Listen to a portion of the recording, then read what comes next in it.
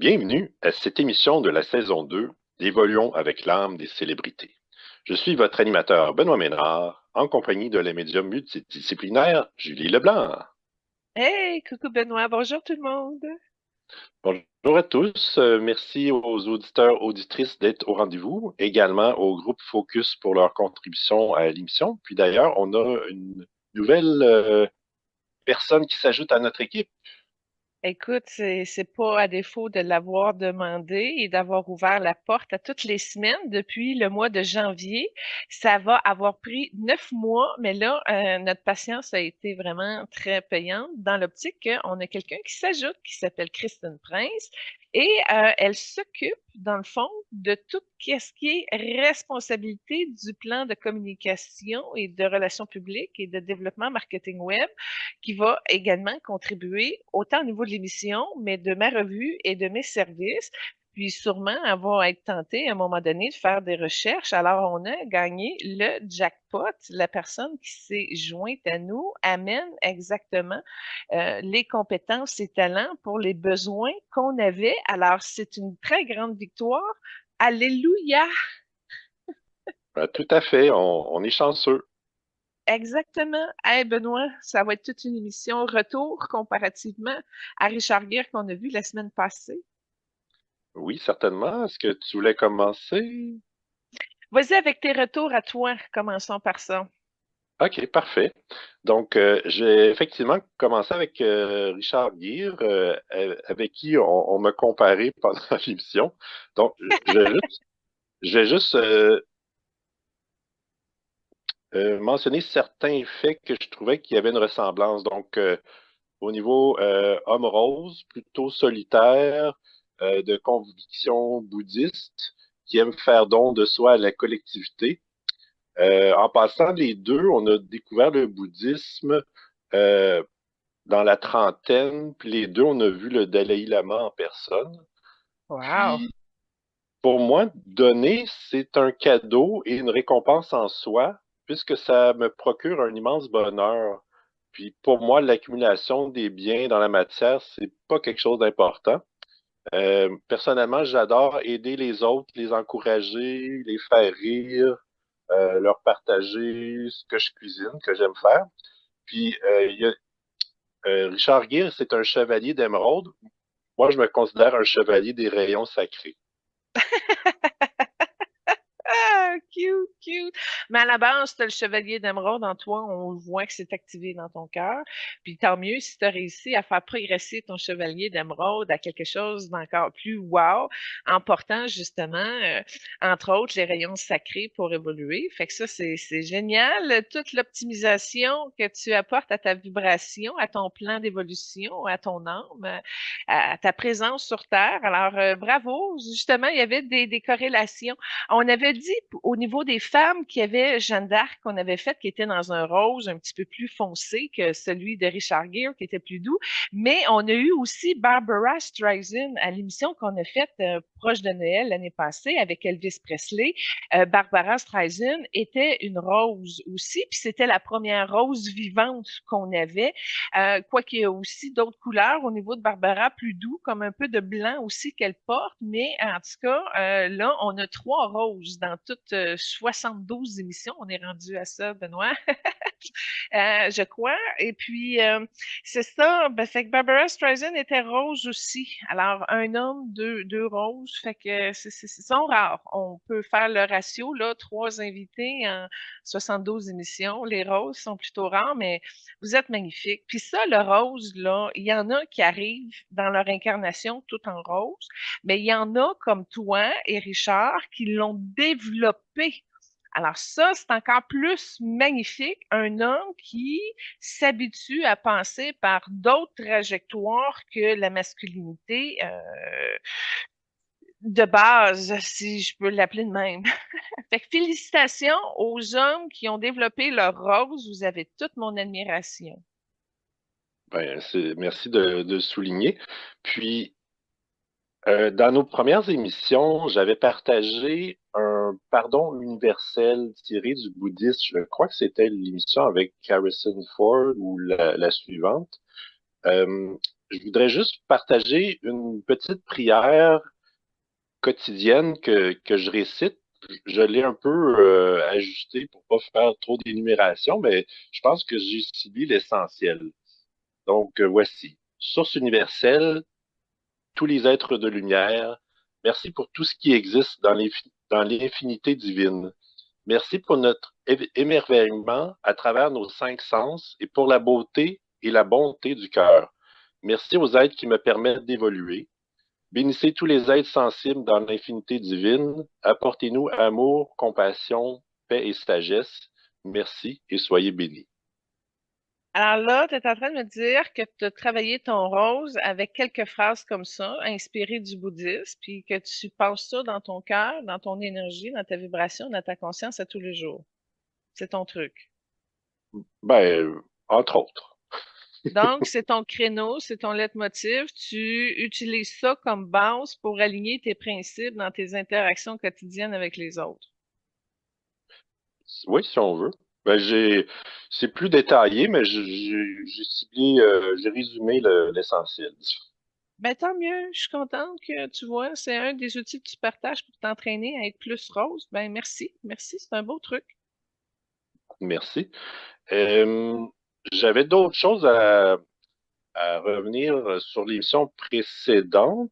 Euh, Attends. Je vais faire mon retour sur Richard Gere avant d'aller ailleurs. c'est bon, On va conclure Richard Gere, OK? parfait. Je t'amène à une anecdote de après l'enregistrement de l'émission. Je parlais avec Lynn, justement, en se disant bye-bye. Et elle me dit, Julie, ça m'étonne. Elle dit, Richard Gere, t'as pas T'as-tu déjà eu un contact avec cet homme-là? T'as pas parlé d'anecdotes ou de qu'est-ce qui s'était passé? Je dis, ben, écoute, maintenant que t'en parles, oui, mais là, c'est une anecdote qui date de plus de 10 ans. C'est le problème, je me rappelais plus, ça fait trop longtemps, mais j'ai eu une rencontre d'âme avec Richard Gere et ça a été vraiment une de mes plus spectaculaires et ça a été un moment, c'est-à-dire j'ai pas eu d'autres connexions depuis. Et là, on remet ça, j'ai pas l'année comme telle, mais c'est avant 2014, ça c'est clair. Ce qui est arrivé, c'est qu'à un moment donné, j'avais écouté le premier Chevalier, OK? Ça partit de là. Et j'ai reconnu dans les vertus du personnage que porte Richard dans Sir Lancelot, finalement, si t'enlèves l'histoire d'amour compliqué qui aboutit pas là, OK? Tu enlèves le personnage à l'histoire compliquée amoureusement, ça, c'est réglé, j'en veux plus jamais dans mon plan de vie, ça, c'est très clair. Mais j'ai réalisé à cette époque-là, OK, parce que lors de l'émission de la semaine passée, j'ai dit oui, c'est intéressant, c'est le genre d'homme que j'admire, que je trouve, que j'aime bien.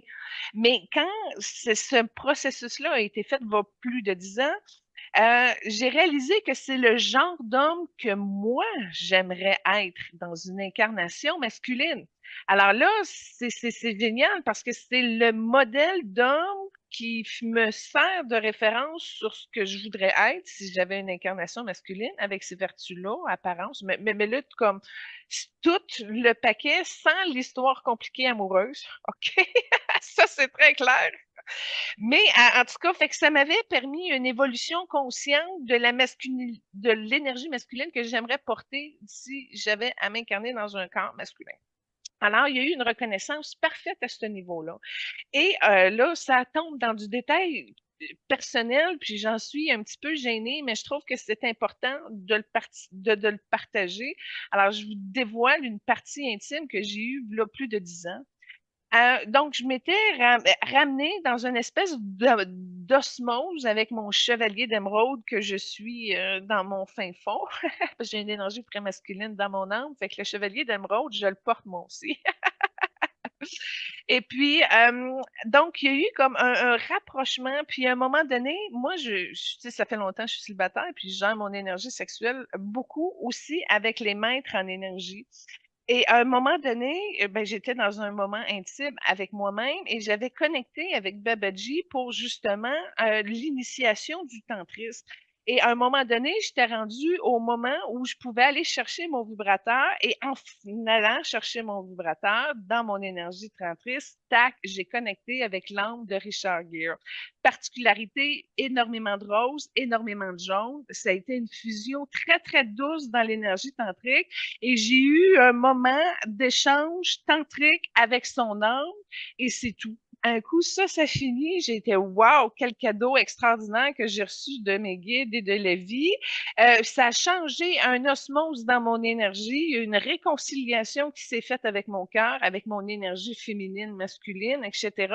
Et ça a ouvert une trajectoire très lumineuse dans mon canal énergétique, mais aussi dans mon plan de vie. Fait que c'est un gros élément d'évolution que j'ai vécu, mais que j'y pensais plus, ça fait trop longtemps. Alors, c'est mon retour avec Richard Gere pour répondre à la question de Lynn. Oui, j'ai eu une relation d'âme avec lui. Ça a duré peut-être, je dis ça, 35 minutes. Puis c'est quelque chose qui a été amorcé par d'autres guides plus élevés, puis qui a mis en relation comme si j'avais eu un cadeau d'avoir épuré cette thématique-là, puis de pouvoir l'avoir avancé à un autre niveau plus conscient, ce qui me rapprochait dans mon intimité avec moi-même. Alors, c'est ça que je voulais revenir sur Richard Gere. J'ai eu un contact, mais ça a été le plus beau. Tu sais, j'en fais souvent des rencontres d'âmes, là. Puis, il apporte toutes des choses très particulières à l'âme de la personne avec qui l'échange a lieu. Fait que c'est le seul, en fait. J'ai essayé de faire du tantrisme avec Paul Walker. Je vais t'avouer, je me suis essayée. Mais c'était pas dans son plan de vie et ça n'allait pas être dans son incarnation. Alors, j'ai réalisé à un moment donné que ce n'est pas le tantrisme n'est pas accessible à tous. C'est vraiment un choix de l'âme qui l'a placé dans son plan de vie. Et c'est pas n'importe qui peut arriver à justement, ben oui, on peut développer son énergie tantrique, mais ça prend déjà un vouloir puis une discipline pour y arriver. Mais il y en a chez qui que c'est prévu que ça soit ouvert puis que ça fonctionne.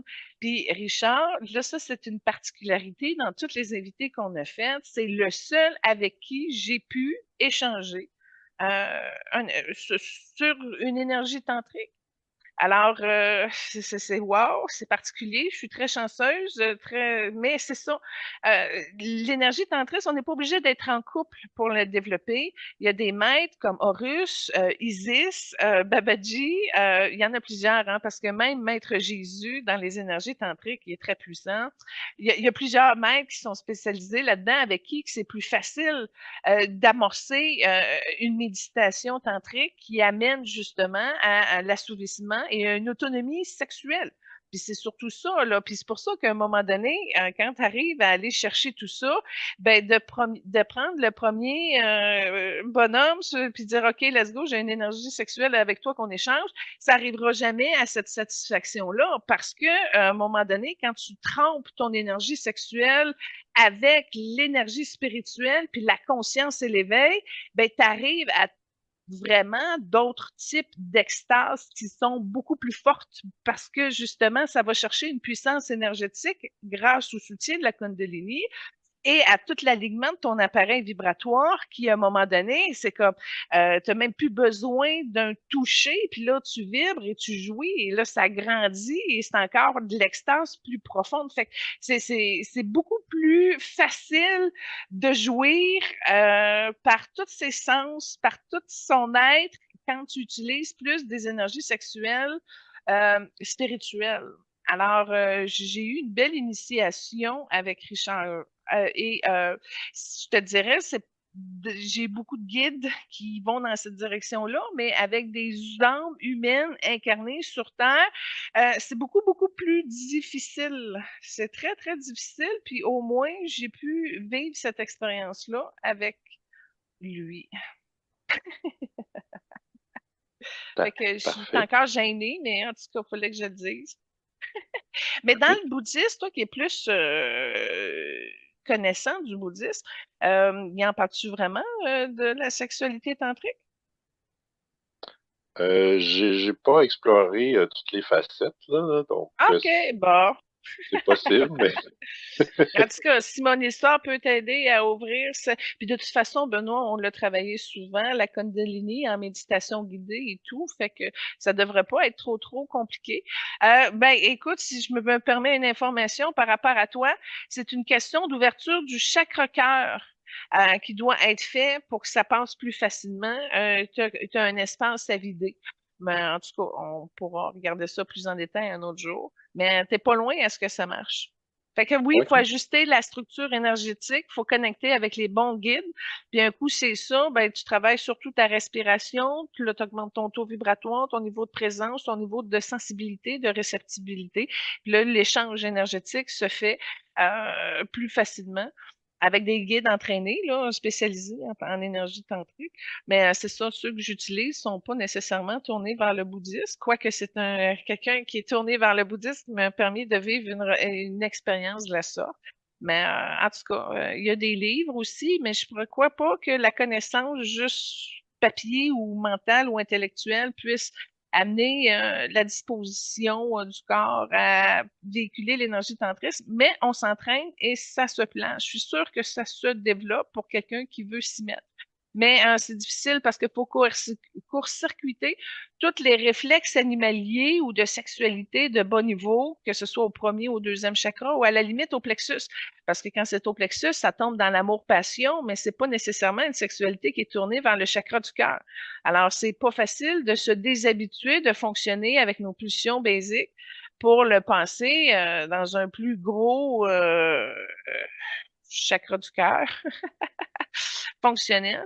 Puis là, un coup, ça, c'est bien centré, ben là, c'est plus facile d'aller chercher les dimensions supérieures dans le chakra supérieur avec les autres, pour que la Kundalini puisse monter et à rejoindre au moins le chakra de la couronne pour aller chercher les premiers, ben pas les premiers, mais les grandes bourrasques d'extase, là. Fait que c'est de l'ajustement, ça prend de la rénovation énergétique, un bon vouloir, un changement, un vouloir changer aussi la manière de procéder et de commencer à intégrer ces sens qui, malheureusement, la plupart des gens engourdissent leur ressenti, leur sens. Mais en tout cas, ça fait partie de l'éducation spirituelle, là. OK, parfait. Ben, merci. J'avais une question. Est-ce que les âmes, ou en tout cas les êtres qui incarnent des personnages euh, dans une version X et d'autres dans une version Y peuvent avoir un lien d'âme? J'explique dans le film le Premier Chevalier, Sean Connery et Richard Gere incarnent euh, le roi Arthur et Lancelot. Et dans la série Camelot, c'est Alexandre Astier et son comparse, je l'avais ici, Tabakuzo. Thomas Couzeau. Est-ce qu'il peut avoir un lien d'âme en personnifiant des mêmes rôles?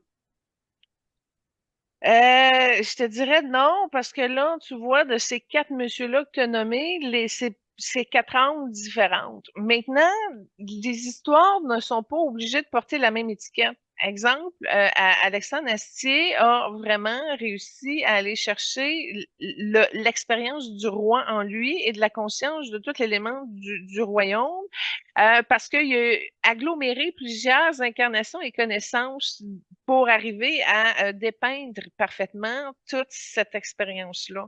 Dans le cas de Sean Connery, effectivement, on avait parlé lors de son émission, il y a des incarnations où ce qui a été justement roi, mais c'était pas forcément le roi Arthur qui l'a été.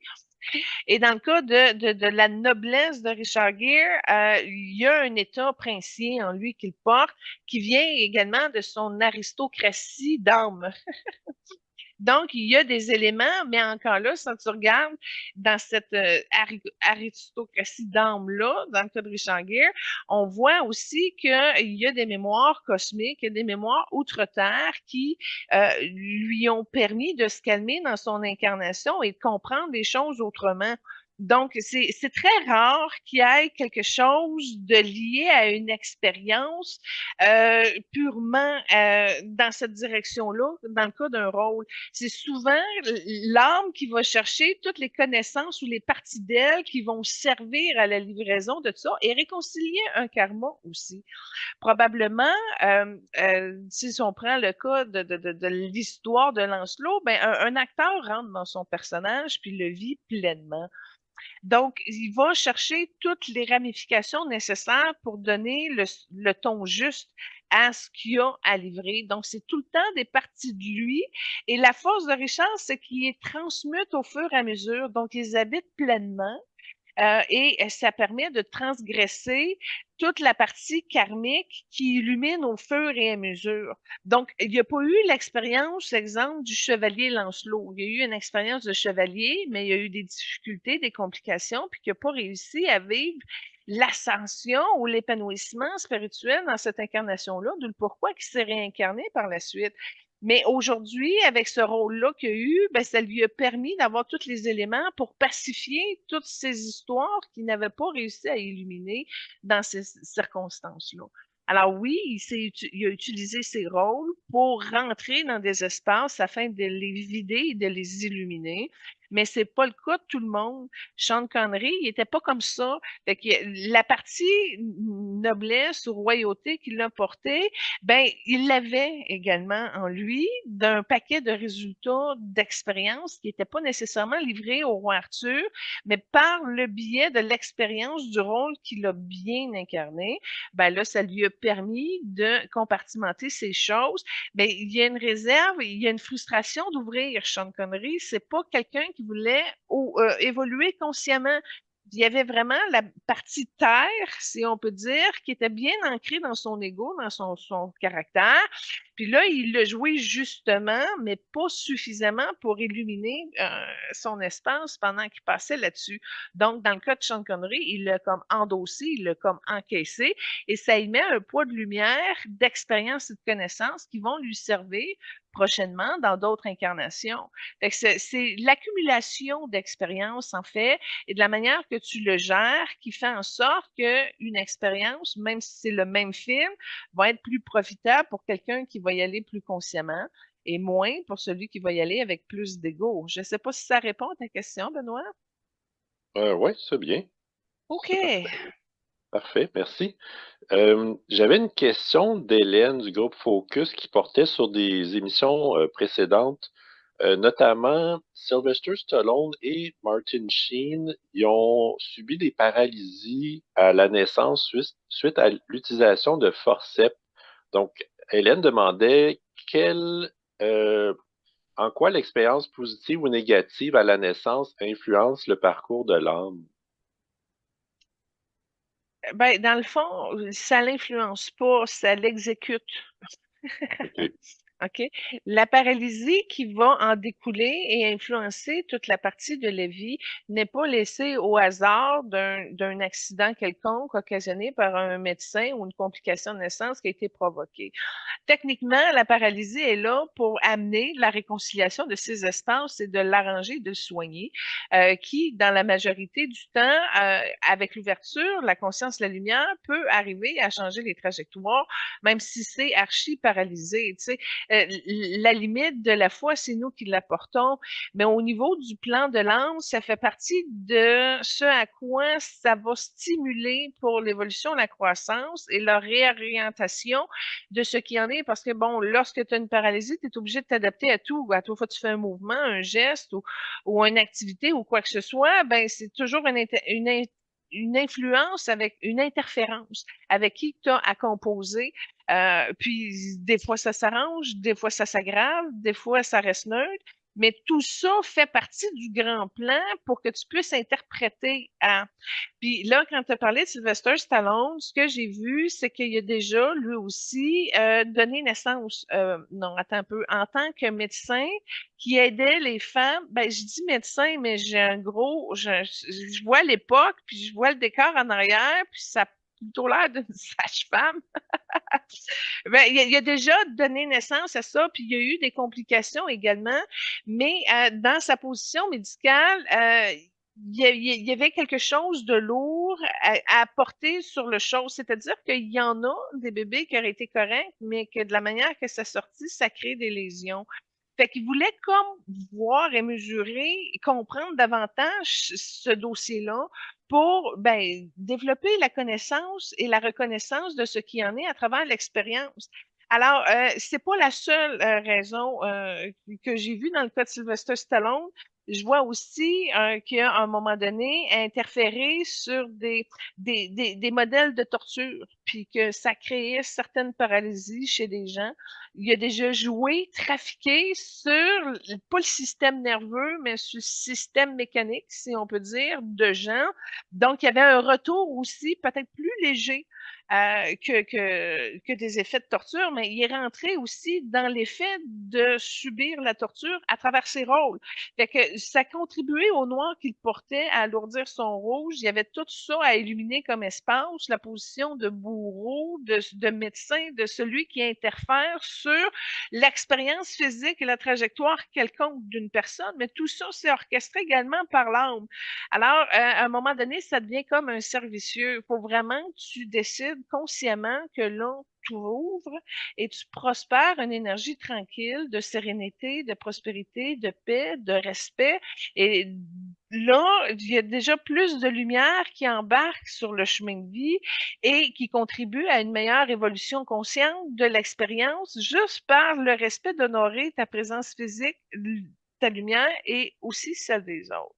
Fait que ça fait juste partie de l'espèce c'est un magnétisme, hein, là où à un moment donné, tu comprends l'influence que tu fais, là, tu comprends comment tu peux l'éviter ou le dévier, changer la trajectoire de l'expérience. Mais tout ça, ça demande un haut niveau de maîtrise de sa conscience pour pouvoir aller là-bas. Mais dans le cas de Sylvester Stallone, c'est plus le glamour, la reconnaissance, le végétariat. Fait que c'est toutes des énergies qui l'ont pas amené à fusionner avec l'être qu'il est. Et ça joue, ça fait partie de son programme d'évolution. D'accord. Parfait, merci. Je me posais la question, les âmes qui meurent prématurément avant la naissance, que viennent-elles expérimenter? Puis est-ce que ça peut être un changement de plan pour aller retrouver d'autres âmes qui se réincarnent dans d'autres contextes? Ça aussi, ça peut être prévu comme ça. Moi, j'ai vu ça chez des clients où, à un moment donné, l'âme est là, puis là, elle a fait avancer la conscience des parents. Et un coup que les parents ont syntonisé la bonne fréquence, la mission avait été accomplie et là, ça va. Mais ça, c'est un cas. Ça dépend, c'est quoi le programme de base. Si le programme de base, finalement, l'âme décide de changer d'idée, moi, c'est ce que j'ai fait en passant. J'avais pas le goût de m'incarner, puis je voulais pas revenir. Fait que, mais c'est pas Julie qui a décidé, c'est l'âme qui a poussé pareil. Fait que j'ai été un bébé très compliqué à accoucher. J'étais trop gros, j'étais pas dans la bonne position. Puis en plus, je suis sortie avec des forceps, je suis sortie un bébé bleu. Techniquement, je mourrais bébé naissante et ma mère aussi parce que j'ai fait un ravage sur ma mère. Fait que techniquement, euh, les deux étaient perdus, mais là, il y a eu une intervention quelconque. Et là, il y a eu, c'est pas Julie qui a décidé, puis là, ça dit non, vous continuez. Et là, il y a eu comme une chance énergétique qui a fait que finalement, le docteur a réussi à me sauver, puis il a réussi à sauver ma mère. Fait que ça aussi, c'est comme l'interférence que je ne voulais pas rentrer dans mon incarnation et que là, il y a une dualité avec l'âme puis le grand plan, puis finalement, c'est les boss du grand plan qui ont décidé de le passer, qui ont court-circuité ma non-volonté de m'incarner à nouveau. Fait que ça devient un petit peu compliqué parce que c'est du cas par cas. Mais tout ça fait en sorte que peu importe ce que tu décides, toi, il y a tout le temps le plan, le projet initial qui domine, puis qu'il y a des forces de l'univers qui poussent sur la partie qui est supposée de se réaliser. Donc, à partir de ce moment-là, ben moi, je remercie, dans le fond, tu sais, 44 ans plus tard, parce que là, ça m'a permis d'évoluer, de mettre de la lumière sur mes espaces, puis de me réconcilier aussi, parce que de se réincarner dans ces temps modernes-là, ben, la vie est beaucoup plus facile sur Terre que j'étais pas capable d'arriver à voir avant mon incarnation. Fait que c'est tout le temps orchestré. Même si tu dis, garde Paul Walker, il est parti trop tôt, garde un coup, te livrer ce que tu avais à faire pour ton évolution, que tu as compris, que tu as atteint tes objectifs. C'est des objectifs qui ne correspondent pas avec la personnalité, parce que la personnalité voudrait la santé parfaite, voudrait l'abondance, voudrait ci, voudrait mi, mais finalement, à part ton choix de le construire puis de t'investir dans cette direction-là, il y a quand même quelqu'un chose de plus lumineux qui orchestre tout ton grand plan, puis qu'à un moment donné, ils peuvent dire ça va faire, là ça tourne en rond, ça amène nulle part, on a fait le tour et plaque. Ça tire la plug. Fait que à la question, c'est suprême. C'est pour ça, des fois, ils disent, ouais, mais Dieu l'a ramené. Non, c'est pas à ce niveau-là. C'est carrément l'âme qui fait ses choix. Dieu n'a rien à voir dans le processus de, OK, t'es plus en vie parce que tu restes toujours immortel, tu restes toujours lumière, puis tu continues toujours à ton évolution, mais dans une autre fréquence autre que celle matière. Fait que ça devient compliqué. C'est vraiment l'âme qui a le libre arbitre. Et puis, dans son libre arbitre, si elle est court-circuitée, c'est parce qu'il y a quelque chose de plus grand qui fait partie du grand plan, puis que tu as encore un rôle à jouer. Fait que là, ça, tu peux pas t'en détourner.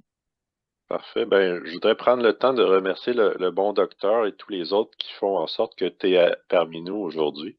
Ah, je sais même pas c'est qui. Mais effectivement, la médecine, moi, ça m'a aidé beaucoup parce que mon taux de sanguin, mon groupe sanguin n'était pas compatible avec mon ex-mari.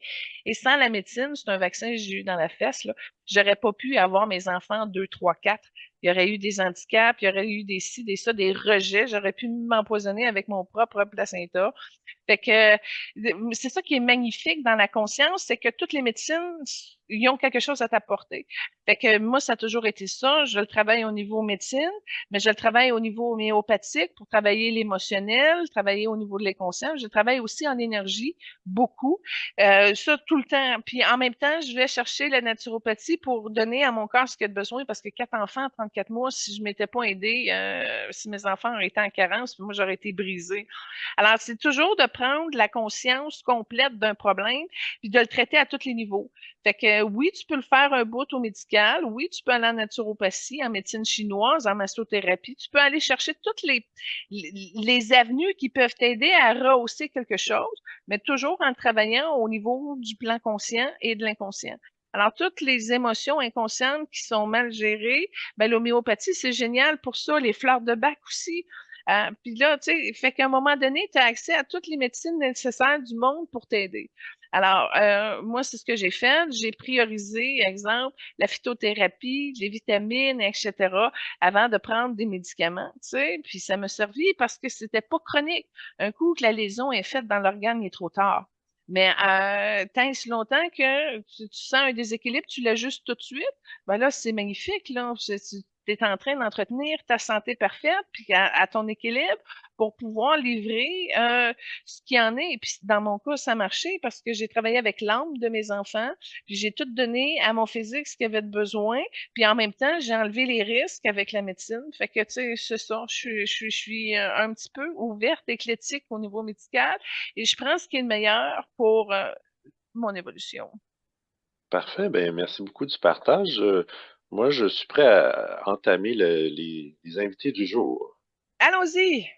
Parfait. Donc, on fait un spécial humour avec Rowan Atkinson et Eddie Murphy. Et je vais t'avouer, ça va être une émission qui est pas facile. Pourquoi? Parce que c'est deux angles qui sont difficiles à cerner, à voir. Et là, je mise beaucoup sur mes guides pour que ça sorte pendant l'émission. Parce que c'est des acteurs que je connais depuis longtemps. Tu sais, Eddie Murphy, ça fait longtemps qu'il fait des films. Là, j'étais jeune, là, puis j'écoutais Le Prince à New York, là.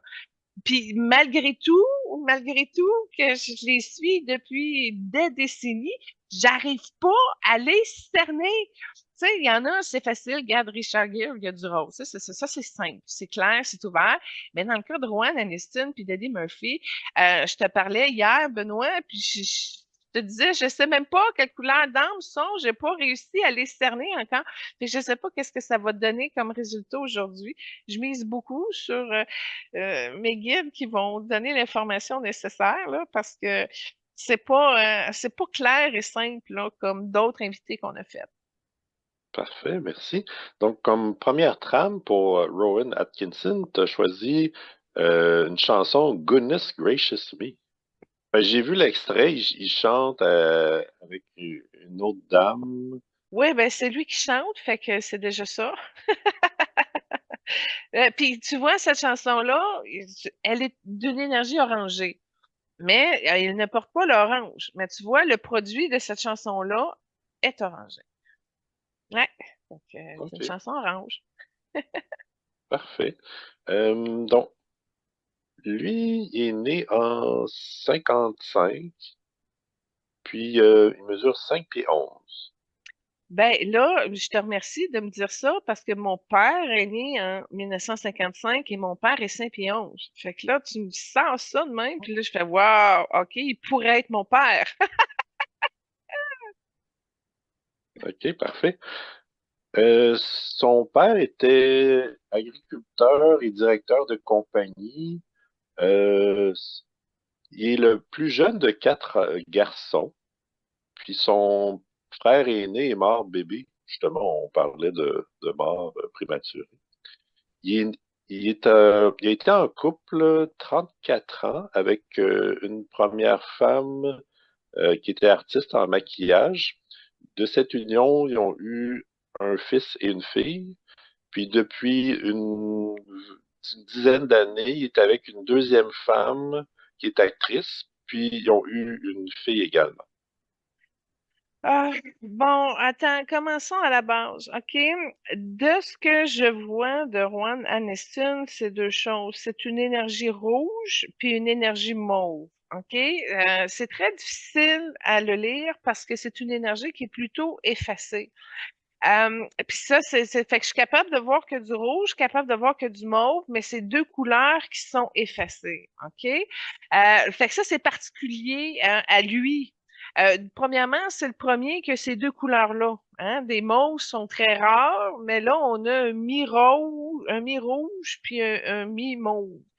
Et ça, c'est particulier aussi parce que, ben, premièrement, ceux qui sont nés dans cette batch-là, là, c'est avant les enfants indigos, ils étaient plutôt monocouleurs. Donc déjà là, lui, il se démarque de la batch d'âme qui s'est incarnée dans cette génération-là parce qu'il portait deux couleurs. Et tu vois, sa venue sur Terre a été alimentée par de la lumière blanche. Et ça, la lumière blanche, on la voit à plusieurs reprises dans l'évolution de Rouen, mais pas comme une couleur d'âme qu'il porte. Alors, c'est une énergie qui vient le soutenir. Quand tu as parlé qu'il était né en 1955, c'est vraiment un lot de lumière blanche qui l'a accompagné et qui l'a amené ici. Puis qu'il soit le quatrième des enfants, ça aussi c'est particulier parce qu'il y avait des choses à apprendre. Puis là, ce que je vois, c'est justement des problèmes de surdité. Fait que le fait d'être le quatrième, il n'a pas voulu entendre des choses, puis c'est un petit peu comme pas isolé dans son propre monde, mais ça lui a fait en sorte que la critique de l'observation comme vite déteint sa personnalité parce qu'il portait attention à ça. Puis c'est vraiment le fait, je vois ses oreilles bourdonner beaucoup. Je ne sais pas si c'est des traces d'une ancienne surdité ou quoi que ce soit, mais en tout cas, il y a eu une position dans la famille où il n'y avait pas vraiment son mot à dire. Il n'a pas été reconnu comme étant comme l'enfant le plus sage du troupeau, ou en tout cas, on ne le consultait pas pour prendre des décisions, etc. Donc, il s'est comme mis en position d'observation, mais en même temps avec des problèmes d'audition à un certain niveau, puis je le vois cacasser en arrière, qui est tu sais, comme pas content ou qui chialait un peu. Fait que j'ai comme l'impression que ça lui a servi, cette position-là, pour justement être capable de dépeindre les détails qui lui ont servi, dans le fond, à bâtir son humour. Alors, c'est quelque chose qui aurait pu passer dans le verre. OK? Mais le vert n'étant pas dans ses teintes d'expression artistique, c'est une couleur qui est très, très, très faible également dans ses énergies. Fait que il en porte pas, mais ça a contribué à ce qu'il puisse prendre comme de l'expansion dans ses observations comportementales humaines et qui lui ont permis d'arriver au retour à soi, au skilori. C'est la lumière blanche qui lui a permis un retour dans son chakra-cœur. Puis en disant ça, j'ai vu qu'il y avait beaucoup de jaune dans son chakra-cœur. Fait qu'il y a une mauvaise gestion émotionnelle, puis ça a rentré dans le chakra-cœur et c'est à vider. C'est à vider parce qu'il y a plein de mémoires là-dedans, puis c'est des mémoires de persécution et il y a de la peine aussi. Et tu vois il y a une connexion très forte avec la royauté. Alors, on voit que c'est un royaliste. Et puis, mais ça, c'est étrange parce que son chakra-cœur devrait être beaucoup mieux, devrait être au moins vert, tu sais. Fait que ça, il y a un changement à faire là-dessus. Mais cela dit, la perception qu'il a réussi à développer lui a permis de rehausser son canal, son talent. Benoît, je veux pas trop en parler, mais je fais une ouverture d'une incarnation où il a réussi. C'était une île, mais pas une île dans le sens Angleterre, peut-être plus Bermude dans ce coin-là. Et l'incarnation qu'il avait, c'est qu'il avait commencé avec un tout petit théâtre où il y avait des marionnettes avec des cordes puis des croix, là, des pantins. Et il avait commencé justement à développer un genre de spectacle de marionnettes. Et là, la petite boîte en carton, là, ça grossit, ça grossit, ça grossit. Et dans cette incarnation-là, il avait pensé de la petite prestation de marionnettes à des associations avec d'autres artistes, puis là, ça a renforcé, et là, ça a grossi, il a réussi à ramasser des fonds, etc., etc., et il a construit, dans le fond, pas de ses mains, mais de sa volonté de projet, etc., à avoir le premier grand théâtre reconnu, probablement dans ces îles-là, dans le coin des Bermudes. Donc, déjà là, ce que j'ai capté, le don de rassembler, premièrement, il est parti de son talent pur, et là, il y a une notoriété. Les gens se déplaçaient dans tout l'île pour aller voir son spectacle de marionnettes. Et là, ça a monté, ça a monté. Il y a d'autres artistes qui se sont joints à lui. Puis là, flac, flac, flac, où il est arrivé, dans le fond, au premier théâtre. Mais dans cette incarnation-là, on voit qu'un coup que le théâtre est construit puis que ça roule, il y a une insatisfaction qui s'est cristallisée. Fait qu'il avait fait ce qu'il avait à faire, mais il y avait quelque chose qui était puissant en lui qui aurait voulu comme expansionner, mais là que c'était limité avec le territoire puis la population de la place, etc. Alors, j'ai vu clairement la reconduction, si on peut dire, de cette incarnation-là où il a permis, dans le fond, d'exploser son talent, ce que les médias, entre autres la télévision, a permis de faire. Parce que, bon, si je regarde Mr. Bean, je suis au courant parce que je l'ai vu sur Amazon Prime, la saison 1, puis je l'ai réécouté, puis ça a été tourné en 1989.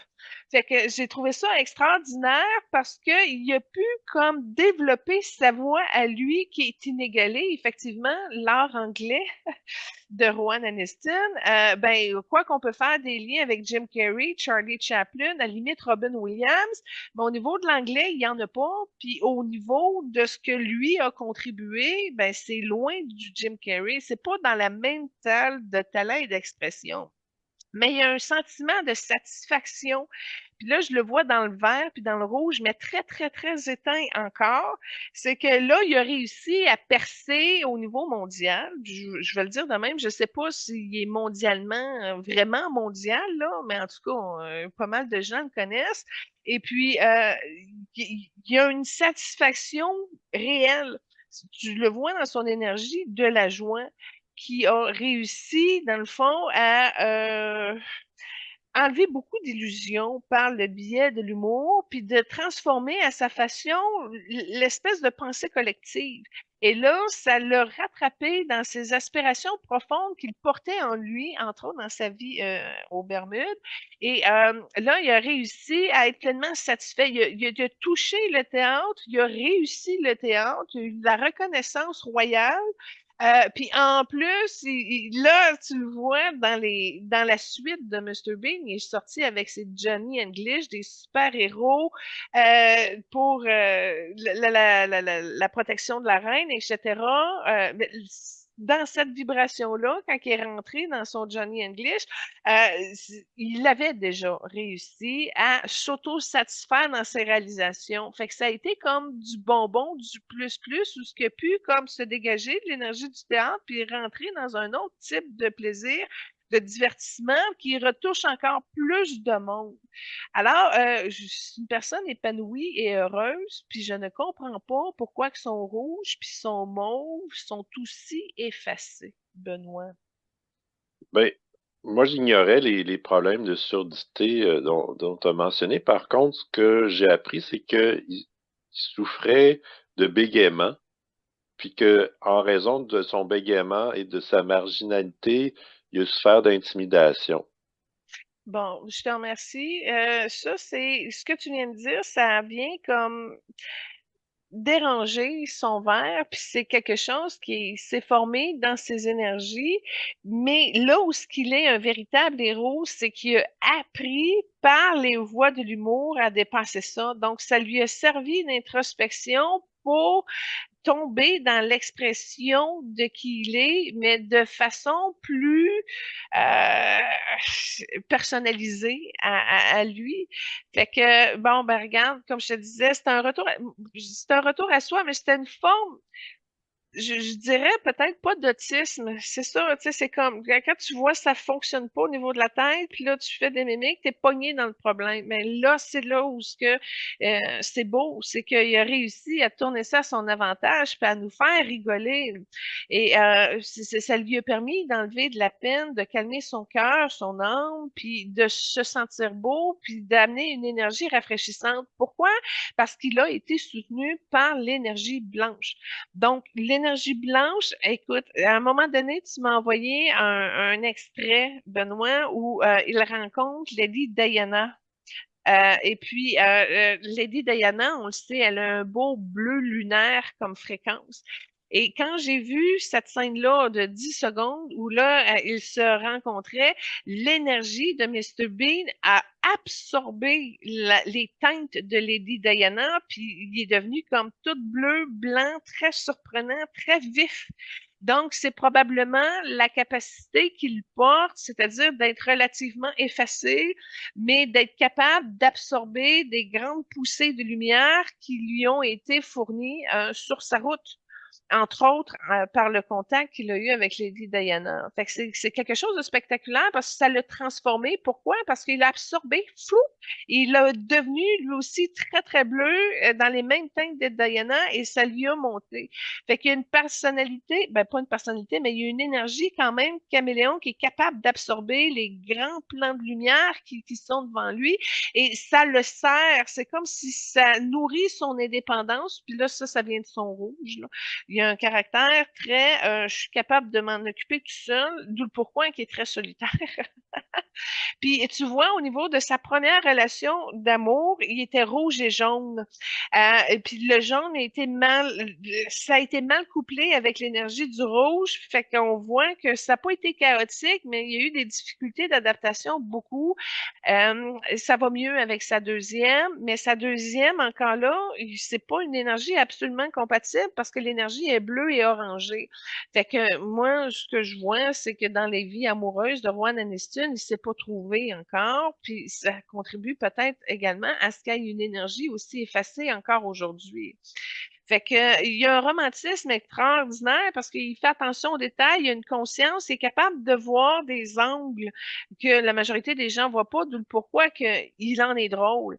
Mais au niveau amoureux, tu sais, il a besoin d'une énergie comme plus relaxe, puis qui lui permet de rester indépendant ou autonome ou dans sa bulle ou fait que puis il y a de l'impatience aussi, puis il y a de la difficulté à communiquer de ses vrais sentiments. Fait qu'au niveau relationnel, c'est pas génial d'être avec Mr. Bean.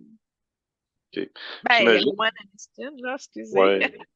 J'imagine que la plupart des auditeurs, auditrices connaissent Mr. Bean, mais dans le fond, le personnage, c'est essentiellement un adulte qui a gardé son enfant intérieur, puis qui il réussit à s'amuser avec les détails de la vie pour être heureux.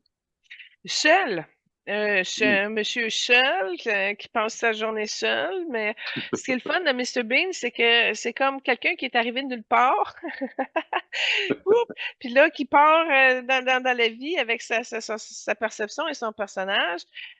Effectivement, tu sais, c'est de l'humour tellement drôle, mais en même temps émotif parce que il fait pitié de monsieur, là. Je dis, mon Hmm. Dieu, pauvre gars. Ouais. Fait que ça fait un mélange étrange, mais qui exprime quand même la partie profonde de Rowan qui se sent pas mal tout seul. Tu sais, oui, il est ici, il est autonome, il fait ses choses, mais c'est pas par là nécessairement qu'il connecte avec les gens autrement que sur d'autres plans de ce qui avance au niveau de sa carrière, sa profession, tu sais. Puis il a été mélangé là-dedans, mais c'est vraiment le rouge et le blanc qui l'amènent à être soutenu puis à se réaliser. Euh, Au niveau du mauve, là, ça, c'est important d'y aller parce que c'est vraiment quelque chose qui lui a été accordé grâce à l'unification qu'il avait avec son énergie féminine, c'est-à-dire sa sensibilité qui a bien tenu. Sa mère lui a amené quand même une réconciliation avec son énergie féminine et maternelle et il a été capable d'emboîter quelque chose au niveau de sa sensibilité pour être capable d'en développer une force, si on peut dire, et qui l'a amené aussi à développer son œuvre et son humour. Fait que il y a quelque chose qui alchimise par le don de l'humour et de ses observations de ce qui nous présente comme détails, et etc. Et c'est une grande force parce que le voilà, je vais juste conclure pour son mot avec ce détail, c'est le plus empathe qu'on a eu de tous nos invités. Alors voilà, Mr. Bean, top 1. Grâce à son mot, c'est lui qui a le don de l'empathe le plus développé et ça compute vraiment au niveau de l'énergie de son cerveau et il va très vite, il se déplace aussi très rapidement dans ses idées, mais au niveau de la Terre et etc. Et le don de l'empathe lui a aussi ouvert des portes à libérer des chaînes collectives inconsciente aussi dans son cas à certains niveaux, mais son rieur lui a permis de développer son empathe et la facilité de pouvoir transmuter certaines limitations, autant collectives que personnelles. OK, d'accord. Euh, tu mentionnais des ressemblances avec d'autres célébrités qu'on a déjà vues. En fait, il s'est inspiré de Charlie Chaplin. Et puis, au 60e anniversaire du prince Charles, qui est maintenant roi, euh, il partageait la scène, voyons, désolé, il partageait la scène avec Robin Williams, qui performait pour la première fois en 25 ans en Angleterre à un spectacle d'humour. Donc, ma question, c'est est-ce qu'il y avait une reconnaissance entre Rowan et Robin Williams? Ben, c'est deux âmes pas pareilles pantoute. Tu sais, le rouge et le mauve effacé de Rowan est particulier, puis Robin il est plus dans les teintes de bleu et de vert.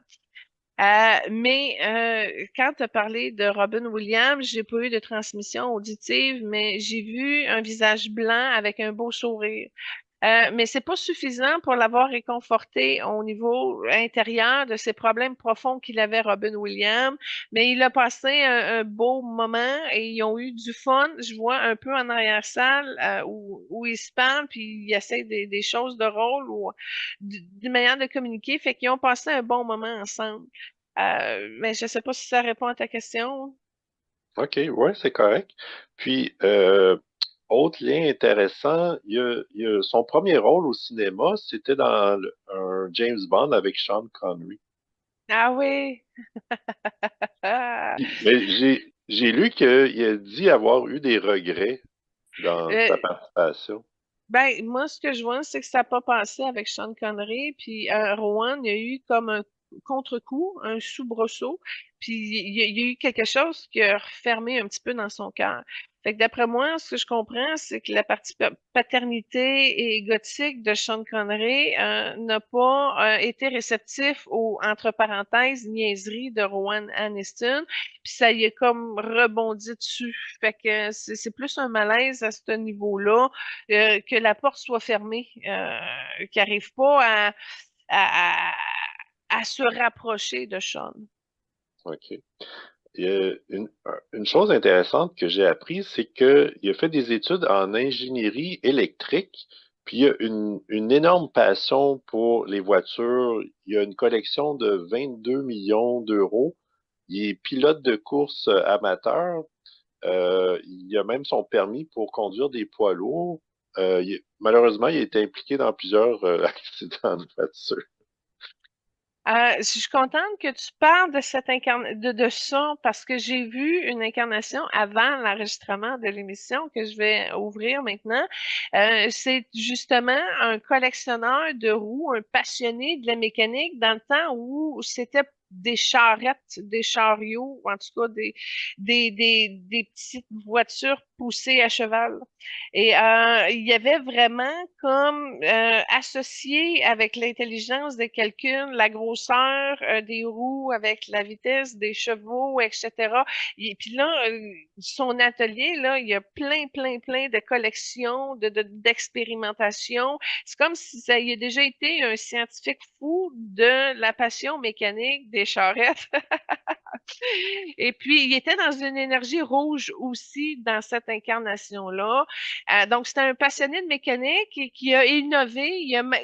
Pour l'époque il avait apporté comme une espèce de roulement à billes dans les roues. En tout cas, il avait réussi à innover de la roue comme telle. Puis tu le vois dans Mr. Bean, hein, il conduit niaiseusement, mais dans les aspects qui tu vois il est quand même expérimenté pour quelqu'un qui joue le cave comme conducteur. Il y a beaucoup d'humour qui tourne autour de la voiture, etc. Fait que, il y a une passion, puis c'est vraiment bien défini dans son corps mental. Donc, tu vois que ça, pas que ça l'obsède, mais ça revient, puis ça revient, puis ça revient, puis il en veut plus. Puis, tu comprends-tu? On voit qu'il a pu comme assouvir son talent de la voiture ou de l'ingénierie, de la mécanique, etc. Et il est très content de ça. Puis en passant, ça vient de son énergie rouge, mais dans le cas où ce qui l'a amené aujourd'hui, c'est qu'il y a eu le concours des blancs, du rayon blanc, de l'énergie blanche, qui est venu comme l'aider à satisfaire cette partie-là au niveau de l'automobile. Fait que ça, OK, c'est une mission réussie. Il a réussi à développer son talent à fond, là. d'accord, parfait, merci. Je vais, euh, je vais annoncer la deuxième trame, qui est la neuvième symphonie de Beethoven. Puis si je me trompe pas, il chante en allemand, puis après un certain moment donné, il oublie les paroles, donc il les invente. Ouais, ben c'est la mimique de Mr. Bean, hein, évidemment, par rapport à la musique. Fait que vous allez passer un petit moment délectable. C'est sûr que vous allez sourire au moins là-dedans, là. Tout à fait.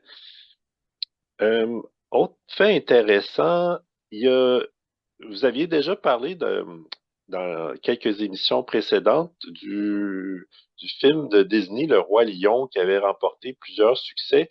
Il fait la voix d'un d'un des personnages, je crois que c'est le toucan dans ce film-là.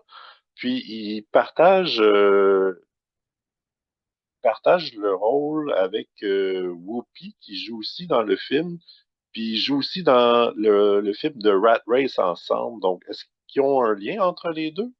Entre Whoopi et Rowan? Ouais. Attends, j'ai pas l'information là, va falloir que je la cherche un peu. Oui, tu vois, l'incarnation qui me montre Whoopi Goldberg, des couturières, et à l'aide c'est un homme. Euh, Rouen, tu vois, il est en train d'essayer des pantalons orangés en satin. Fait que, ils ont déjà eu une relation où elle s'occupait de son look. OK, en fait, c'est Whoopi qui me répond, ou c'est pour ça que c'est particulier. Elle me montre une incarnation aussi où elle a porté ses 3 enfants. Alors oui, ils ont déjà été en couple. C'est une incarnation, oh mon Dieu, attends un peu, elle est loin cela. C'est une incarnation 1200 ans avant Jésus-Christ. Puis c'est aux limites de l'Afrique du Nord. J'ai pas, c'est pas en Égypte là, c'est pas au Maroc là, mais c'est entre les deux. Et elle était blanche, Whoopi Goldberg, dans cette incarnation-là. Donc, elle a eu 3 enfants avec. Fait que oui, il y a une reconnaissance inestimable. Puis quand je regarde, parce que là, Rowan n'a pas répondu encore, puis ce que je vois, il me fait un genre de mimique avec sa bouche, mais il y a de la lumière blanche qui passe dans son cœur, comme s'il était en train de libérer par rapport à ces 2 présentations-là de mémoire que Whoopi elle a fournies. Fait que c'est ça, c'est un réceptif. Il écoute, il est réceptif, puis tu vois, c'est en train de travailler dans son oreille gauche encore en ce moment. Et il est arrivé comiquement avec une espèce de longue aiguille, pareil comme s'il faisait péter un ballon, puis il a vidé une poche dans son oreille.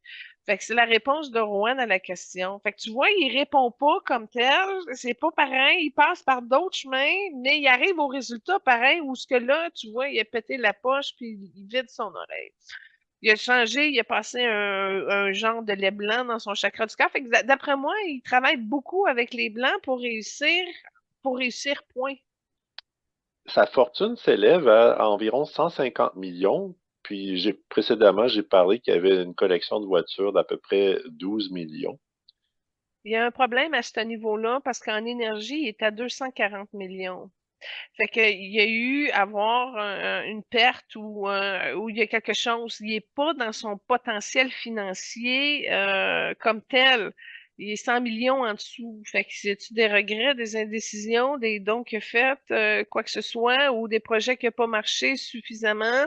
Mais ça, c'est aussi intriguant parce que c'est le premier qui nous arrive. Non, je ne me rappelle plus qui, mais il est 100 000 en dessous de son potentiel. Il y a quelque chose qui a peut-être été mal géré. Je ne sais pas si c'est son équipe, son gérant ou des décisions que lui a prises, là, mais il est en dessous de son potentiel financier. OK. Il est impliqué dans de nombreuses œuvres caritatives. Il a notamment défendu la liberté d'expression. Euh, il a contribué pour l'UNICEF, les enfants, les artistes, Amnesty International. Il y a un fait intéressant. À un certain moment donné, il était en avion, puis il a vu l'avion perdait de l'altitude. Il est allé voir en avant, puis il a vu que le pilote qui était évanoui. Donc, il a pris les commandes pour stabiliser le vol de l'avion, puis il a réussi à réanimer le pilote éventuellement. Donc, il a contribué à maintenir l'avion en vol. C'est carrément lui, le sens du détail, l'écoute, puis qui est capable d'intervenir en super-héros qu'il est. C'est de l'autonomie, c'est ça. C'est son niveau supérieur d'autonomie qui l'amène à pouvoir regarder son sang-froid puis son haut niveau de maîtrise puis intervenir, même s'il est nerveux, même si tout peut passer, là, tu sais. Mais ça, c'est la particularité, c'est le même phénomène énergétique, de la manière qu'il passe son énergie qu'on voit très, très bien dans Mr. Bean, là. Il y a quelque chose qui l'amène justement à une flexibilité de s'adapter à son moment, mais à partir de sa propre position de vision des détails et d'angles composés et d'interagir tout de suite. Fait que tu vois que c'est de la flexibilité énergétique, là. Il n'est pas pogné dans des structures rigides qui l'empêchent d'avancer, de progresser et d'être qui il est. D'accord. On mentionnait plutôt sa rencontre avec Lady Di. il était aussi au mariage du prince Harry. Puis il y a quand même une proximité avec la famille royale dont il se moque à l'occasion dans ses sketchs. Est-ce qu'il y a un lien d'âme avec certains d'entre eux? Moi, ce que je vois, je sais pas si c'est un lien entre eux, mais ce que je vois, c'est dans une des incarnations, il a déjà servi la famille. Oh, là, faudrait aller voir c'est qui le prince ou la reine des années 1500. Là, ça, on pourrait aller le chercher au niveau de l'histoire parce que il est le premier serviteur, le premier responsable de la couronne du pré. Fait que je sais pas c'est quel roi ou je veux Victoria, c'est avant Victoria. C'est qui le prince dans cette famille-là ou le roi dans les années 1500?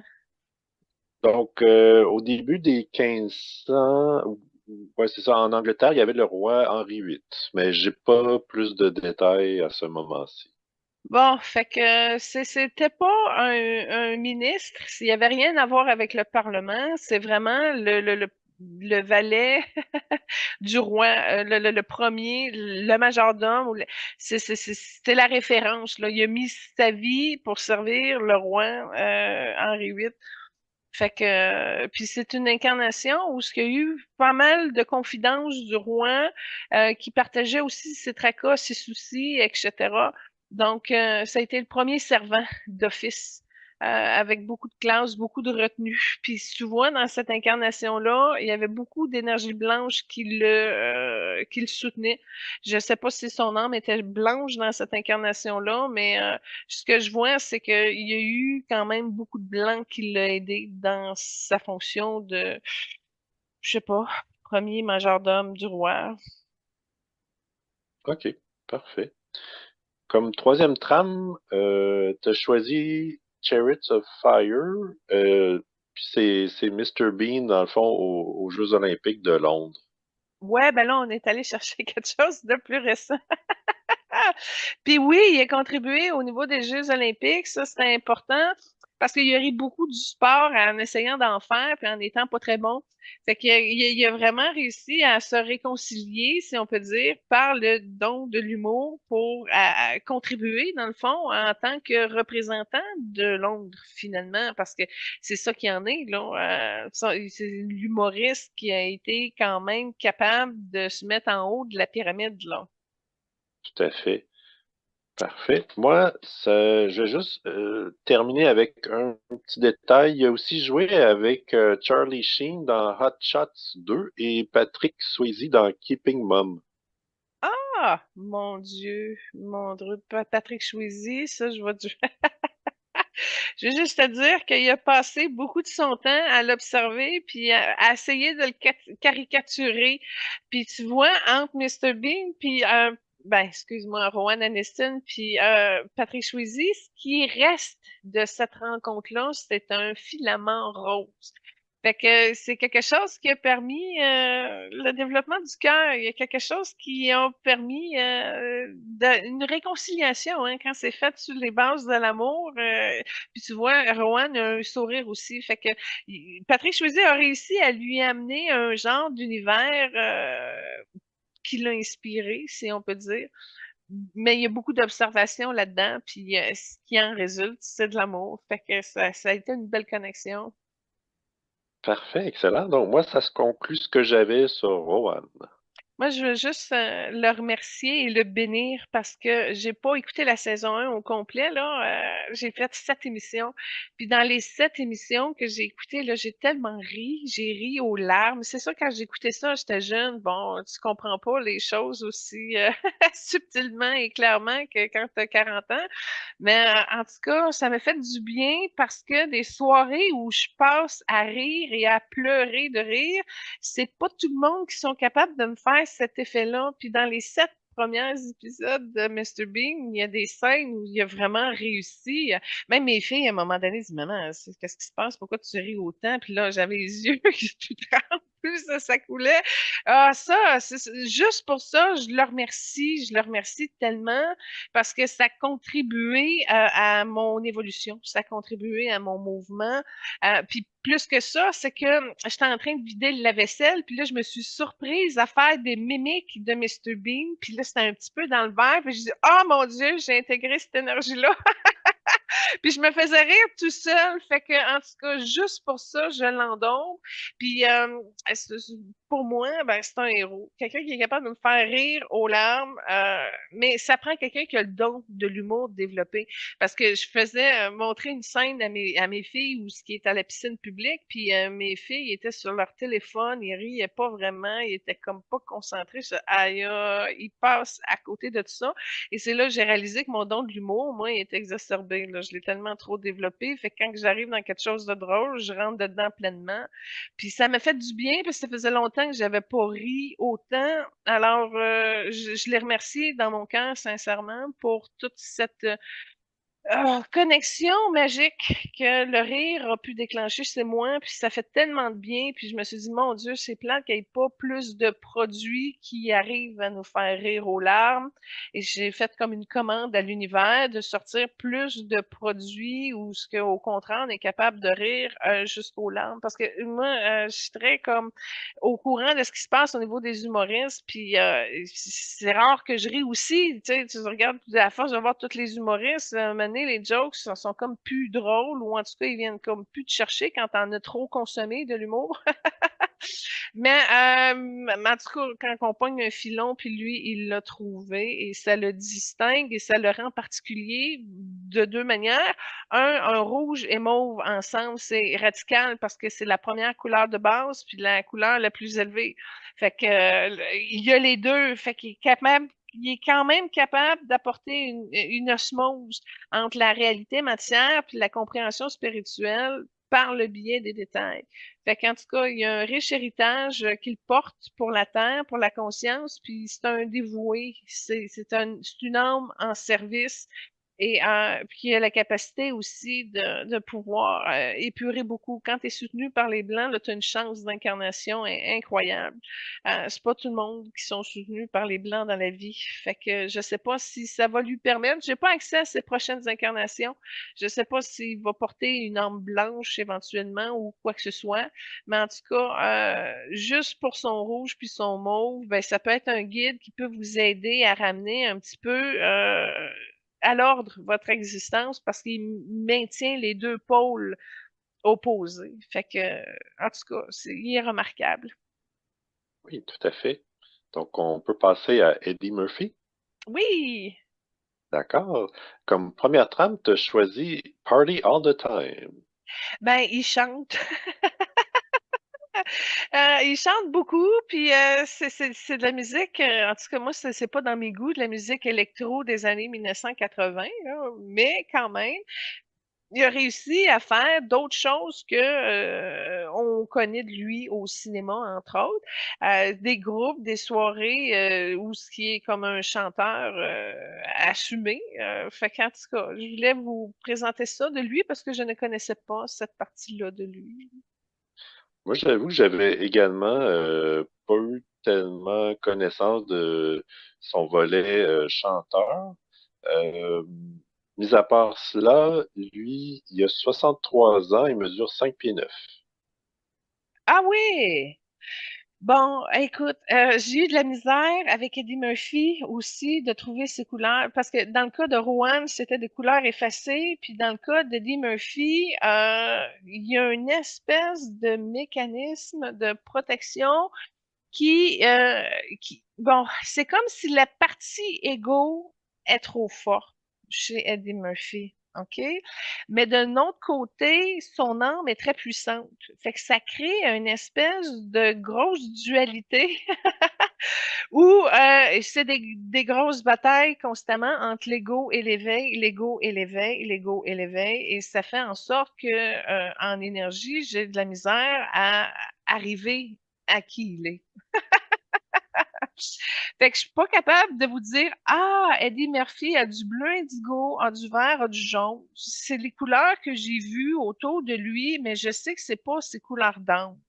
j'ai pas réussi à capter qui il est vraiment. Par contre, je me donne une chance dans l'émission à ce qu'il se dévoile un petit peu plus. Mais ce que je peux vous dire, c'est que dans son chakra-cœur, il y a une capacité de rire, mais elle est enfouie. Elle est enfouie sur un paquet de choses. Il y a de la rancœur, il y a du regret, il y a de la méchanceté, mais pas de la méchanceté que lui va être méchant envers les autres, mais qui va réagir à la méchanceté des autres dans la vie. C'est pas une personne qui est à l'écoute, c'est une personne qui va parler plus qu'il va écouter. Là, on avait le contraire, l'autre écoutait trop. Là, t'étais trop attentif à tout. Lui, c'est lui en premier. C'est pas méchant, c'est juste très égoïste. Et puis tu vois, quand je regardais ça, ben là, il y avait un peu de rouge, il y avait un peu de bleu indigo, mais encore là, c'est une personne qui est très loin de la Terre. Il n'est pas bien enraciné, il n'est pas bien aligné. Sauf que il l'a déjà fait en son âme, puis il est capable de se rembarquer, de se réaligner, de se centrer, puis de tout être illuminé. Fait qu'il y a une très grande force de l'âme qui est cachée en arrière d'un paquet de mécanismes d'ego aussi, mais il y a une force incroyable au niveau de l'âme, puis c'est pas facile de le voir, mais elle est là. Elle est là et il gagne en puissance, d'où le pourquoi qu'il a été quand même capable de durer comme un acteur reconnu pendant plusieurs décennies. Et en plus, il n'a pas vraiment vieilli, tu le vois, là, il n'y a pas de rides, il n'y a pas de cheveux blancs. Eddie Murphy, c'est comme s'il est pareil depuis 40 ans, là. Mais son âme, il y a une puissance et une conscience très alignée. Puis je fais référence au film que personne n'a vu, mais mon Dieu, que c'est excellent, c'est dans ses meilleurs, à mon avis. As-tu vu son film qui s'appelle Holly Men? H-O-L-L-I, Men. Non. C'est un film qui a été juste fait en anglais, puis il n'a pas été commercialisé comme ses autres films. Il l'a fait avec Jeff Goldblum. C'est un illuminé, un sage au crâne rasé qui a une gratitude et une reconnaissance envers la vie, la philosophie spirituelle. C'est un genre de gourou, moine assumé, etc. Et il se fait recruter dans une chaîne télé pour vendre des produits commerciaux, mais il fait pas ça n'importe comment, il va spirituellement. Et c'est tellement bon, fait qu'il arrive à déposer des concepts spirituels avancés à travers, exemple, une balayeuse, puis là, le monde capote parce qu'il l'écoute, tout le monde veut avoir la conscience du Holy Man. Et puis cette énergie-là qu'il porte dans ce rôle-là, il le contient très bien dans ses forces d'être et d'âme. Et bon, pour décoller du personnage du film un peu, au niveau de l'âme de Eddie Murphy, il y a eu plusieurs incarnations moines où il a réussi à apaiser sa colère, sa haine. Là, il en porte beaucoup par rapport aux générations qui l'ont suivi et aux trucs racisme qui se passent encore au niveau des énergies. Mais un jour précédent, antérieur, il a déjà réussi à pacifier ces effets-là. Donc, il y a quand même une grosse concentration lumineuse lorsqu'il décide de se centrer dans qui il est et il dégage énormément, beaucoup, beaucoup de lumière. Alors, sa difficulté à lui est très simple, c'est comment comme passer de la partie égotique qui est extrêmement stimulée, sous pression, sur demande. Puis, il y a beaucoup de rouge dans cette énergie-là qu'il porte. Mais c'est un rouge qui est plus défilé dans sa matière qu'une énergie qu'il porte en son âme, en son être. Fait que c'est ça un petit peu, beaucoup de compétition, mais quand il syntonise la partie âme qu'il est, là, il est capable de relâcher, il est capable de porter plus de lumière, il se ressent, puis il l'utilise, c'est clair. Il l'utilise parce que ça lui a permis de trouver un équilibre puis de durer plusieurs décennies, comme je l'expliquais tantôt. Parfait. Il y a tout un bagage familial. Je vais commencer avec sa famille immédiate. Donc, son père était acteur, humoriste et policier.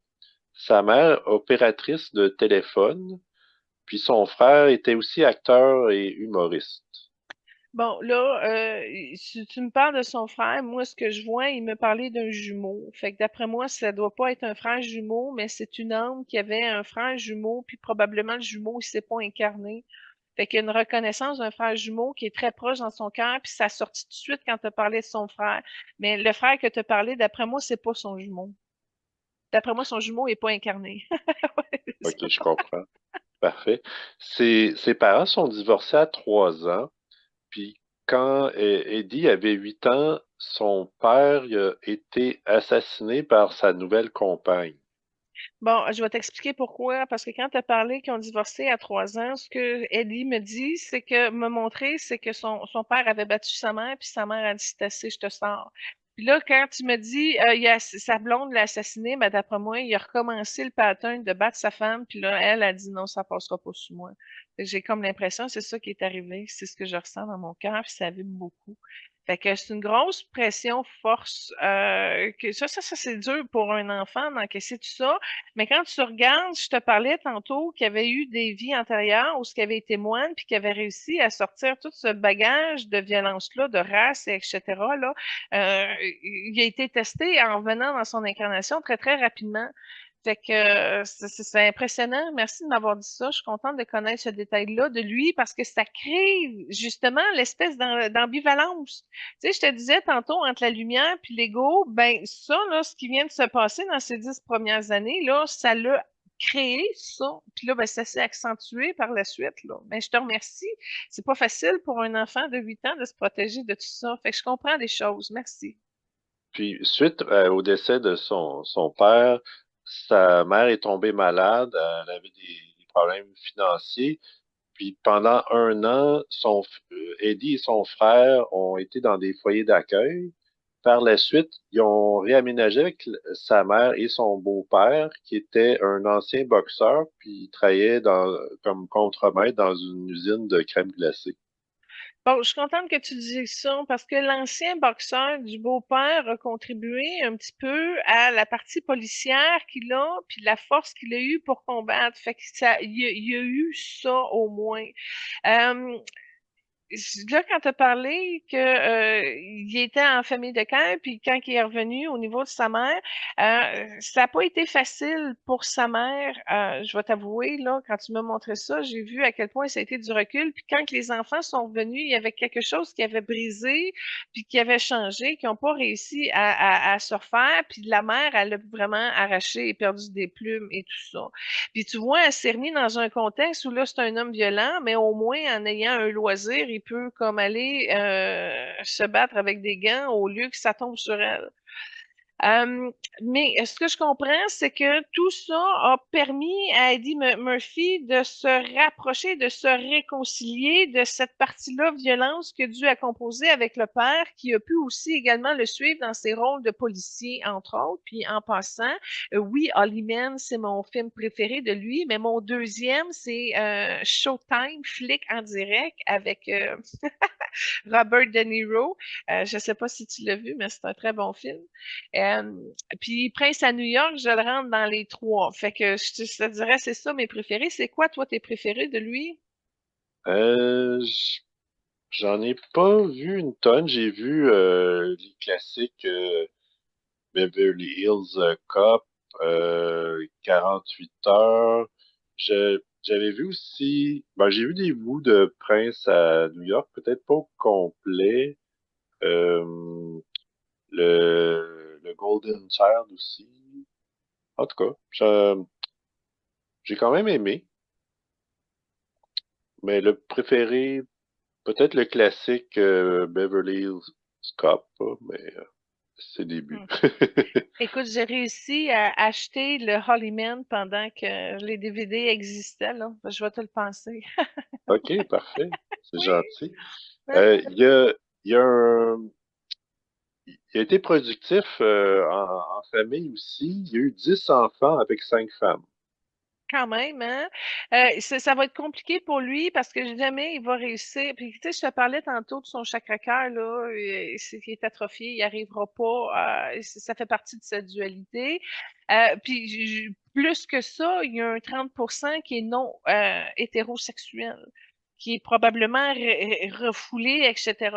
Donc, c'est pas un hétérosexuel à 100%, et ça aussi, ça a dû apporter des complications parce que là, tu as l'apparence, la surface de la célébrité, etc.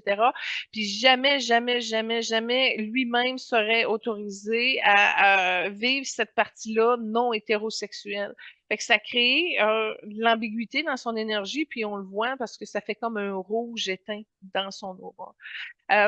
Puis ça va être compliqué. Il pourrait rencontrer d'autres femmes, d'autres enfants. C'est pas un homme qui va réussir sa vie amoureuse dans cette incarnation-ci. Ça, c'est clair. C'est clair, puis c'est soutenu par un mauve sale. Fait qu'il y a quelque chose à illuminer sur cette thématique-là qui est en lien avec l'énergie du rejet. Fait que je reviens à ce qu'il a vécu là avec ses parents. Quand je te disais, ça crée un traumatisme, ben ça va avoir influencé toute sa vie. Puis, puis encore là, il n'est pas évident en vie de couple aussi. Ça, c'est quelque chose parce que c'est pas qu'il est contrôlant, mais la partie égotique retient tout. Ça devient même chiant parce que c'est cette personnalité-là qui prime à bord et qui gère tout à bord. Il y a de la misère à faire confiance à son gérant. Il tient tout très, très proche. C'est très contrôlé. Ça fait partie d'Eddie Murphy, d'où le pourquoi je disais quand on arrive à l'ombre, c'est très loin en arrière, puis là, ça devient intéressant parce que là, il est beau en arrière de tout ça. Mais si tu vois Lady Murphy, égaux dans la personnalité matière, qui veut tout contrôler, mais qui ne s'implique pas de cœur, ben, il le fait dans ses projets. Je dis pas que, il n'est pas impliqué dans ce qu'il est, là. Mais au niveau des femmes, ça passe pas. C'est de l'humeur, c'est du contrôle. Je sais même, tu sais, son troisième œil il est fermé. Je sais même pas s'il arrive vraiment à être à l'écoute de sa partenaire puis à comprendre qui elle est. D'après moi, il a pas mis de temps là-dessus. Fait que c'est une femme, OK, elle est là, mais c'est comme, c'est plus l'honneur d'être avec moi que je vais prendre le temps d'accueillir cette femme-là, la connaître, tu sais, être à l'écoute, tu sais. Fait qu'il y a une partie trop masculine dans sa gestion relationnelle. Puis les femmes, à un moment donné, ils ont plus de force, là. Ça marche plus. Puis je regardais au niveau de ses énergies amoureuses, c'est l'énergie orangée. Fait que pour lui, une femme, c'est la connexion sexuelle. C'est aussi simple que ça. Fait que c'est très dur de bâtir une vie de couple dans ces énergies-là. Puis même si c'est une énergie orangée, qui c'est pas une sexualité très évoluée, comme on en a parlé tantôt avec du tantrisme, là, ça reste la sexualité au deuxième chakra. Fait que c'est une protection du cœur. Puis en même temps, c'est loin de l'amour-passion qui aurait pu être généré par une relation au niveau plus jaune, comme le plexus. Fait que tes énergies montent pas hautes au niveau sexuel, fait que ça reste là. Puis en même temps, ben, il y a une frustration, comme je te disais, il est à 70% hétéro, fait qu'il y a un 30% qui est caché, qui est non assouveli, qui est non expérimenté. Fait que ça aide pas à ce que la sexualité monte à un plus haut niveau, du moins au niveau du cœur. Fait que, mais ses enfants, c'est pas un mauvais père, mais c'est pas un père qui est très présent, puis c'est un père qui vise à ce que les enfants soient autonomes. Fait que il va prendre du temps, il va s'amuser avec eux, mais il va les soutenir, mais c'est pas, il est vraiment à sa carrière. C'est aussi simple que ça. Tout tourne autour de lui, autour de ça, puis le reste, ben, c'est secondaire. D'accord. Mais dès un jeune âge, il a réalisé que l'humour allait le mener loin. Puis, à ses tout débuts, où il commençait à se faire connaître, il a dit qu'il était conscient qu'en tant que jeune artiste noir, il y avait des dangers partout, puis qu'il voulait pas mettre en péril son succès.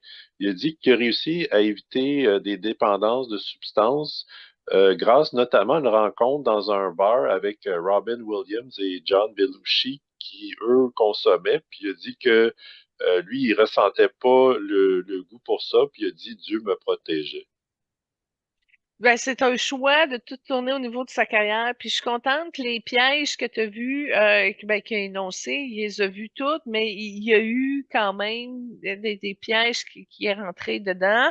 Maintenant, c'est été capable de le contrôler au niveau de ses relations publiques, puis de canner les problèmes.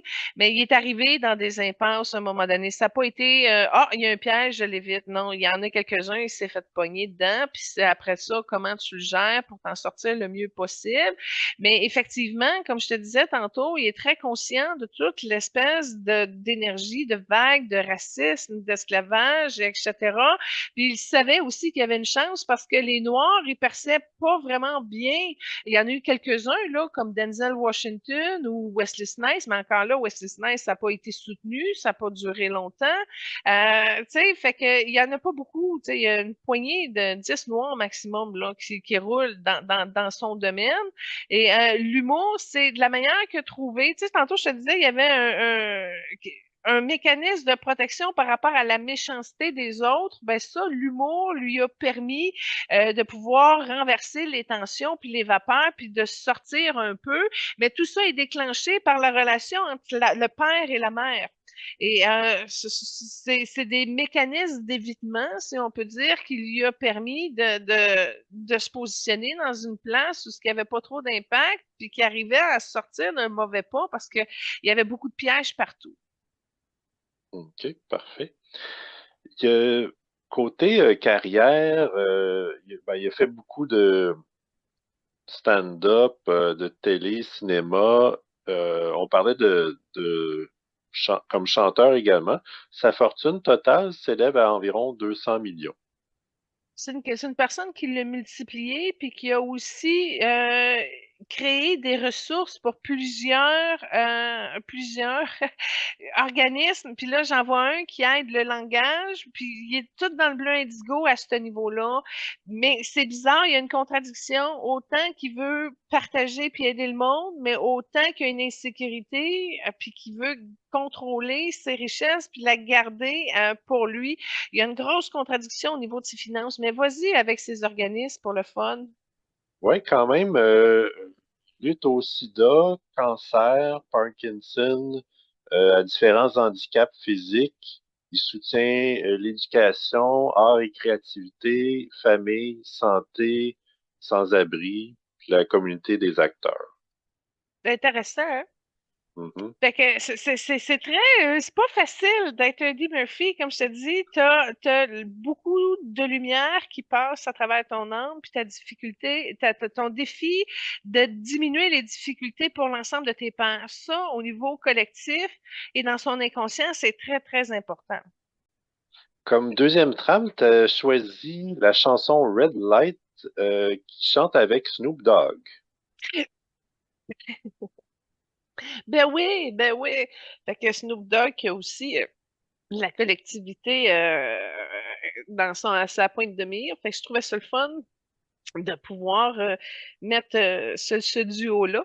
Puis c'est le fun parce que tantôt tu disais qu'Eddie Murphy avait évité des pièges.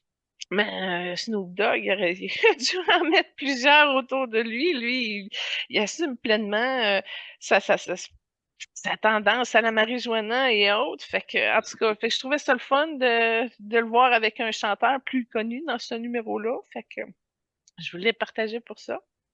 Parfait. J'ai plusieurs liens intéressants avec des célébrités qu'on a déjà vues. Évidemment, on connaît Eddie Murphy pour sa participation à la saga Shrek et Mike Myers également. Ouais, ben il fait l'âne, puis mon Dieu, qu'il est bon dans l'âne. C'est un personnage qui est pas facile parce que c'est un fatigant qui essaie de s'imposer dans la vie de Shrek. Fait que oui, ça rend Shrek meilleur avec la voix d'Eddie Murphy. Je suis d'accord. Parfait. Il a participé dans une vidéo musicale avec Michael Jackson. Ça aussi, tu vois, tu me parles de ça, c'est un lien rouge. Puis il y a encore bien des incompréhensions par rapport au dossier de Jackson. Puis ça a été un défi, ça, dans sa vie. C'est quelque chose de gros, ça a été très stimulant. Puis il l'a fait pour sa mère. Sa mère a dû l'aimer, Michael Jackson. Ouais. Parfait. J'ai trouvé un lien intéressant. Il a joué dans le film Mille mots. aussi, dans ce film-là, il y avait Alain Chabat qui jouait. Puis j'ai remarqué que Alain Chabat fait aussi la voix de Shrek dans la version française. Donc, Ah je oui! sais pas s'il y a un lien entre les deux, mais Ben, en tout cas, pour ceux qui se demandent quand est-ce qu'on a parlé d'Alain Chabat, c'est dans l'émission spéciale Alexandre Astier, puis il fait le duc d'Aquitaine, fait qu'on en a parlé là, mais il n'a pas eu son émission à lui. Ben, c'est ça qui est intéressant avec Eddie Murphy, c'est comme, tu sais, quand tu mets toute ta motivation puis toute ton énergie au niveau de ta carrière et tout ça, ben, ça amène justement à des échanges puis des contacts intéressants. Puis ça, il y a vraiment son don de l'entre-gens qui est monétisé. Tu vois que son don de l'entre-gens, il y a de l'argent à travers ça. Fait que c'est vraiment quelqu'un qui est capable de faire des contacts, mais qui sont soutenus par de l'argent aussi. Puis c'est le plaisir de travailler en équipe parce qu'il est fair-play. C'est une bonne personne avec qui travailler en équipe sur un projet parce qu'il est tellement investi et dévoué. Tu sais? tout à fait. Puis finalement, il a aussi joué avec Steve Martin dans Bowfinger. Puis dans un film à succès plus récent, il y a le film Dreamgirls, il a aussi joué avec Beyoncé. Oui, puis il a joué avec Queen Latifah dans Bowfinger. Il me semble que Queen Latifah elle joue dedans aussi. Mais tu sais, c'est ça qui arrive. Il y a tellement de films, mais ils sont pas tous bons. Tu sais, comme Docteur Dolittle, c'était très bon. Là, il arrivait avec un nouveau concept où là, il y avait la capacité de parler avec les animaux. Tu sais, il a pas mal expérimenté toutes sortes de positions aussi dans ses films, mais c'est juste pas souvent des sujets qui sont bon, que c'est attirant. Mais il a joué aussi avec beaucoup de personnes. C'est extraordinaire, là. Je sais pas si tu as sa filmographie, combien de films qu'il a fait depuis le début de sa carrière, ou etc., mais ça doit être un CV extrêmement pertinent. Oui, j'ai pas la totalité, mais c'était quand même impressionnant. D'ailleurs, comme troisième trame, c'est une danse africaine tirée du film Un prince à New York. Bon, je pouvais pas passer à côté parce que c'est vraiment une de mes scènes préférées de ce qu'il a fait. C'est pas lui qui danse, là, on le voit, c'est la présentation de la future princesse que son père lui impose. Et en passant, Le Prince à New York 2 est sorti sur Amazon, ça fait 1 an ou un petit peu plus, là. Fait que ceux qui ont bien aimé Le Prince à New York, ben le 2 est sorti sur Amazon. C'est intéressant. Tu vois la même femme, là, tu vois qu'il est père et roi.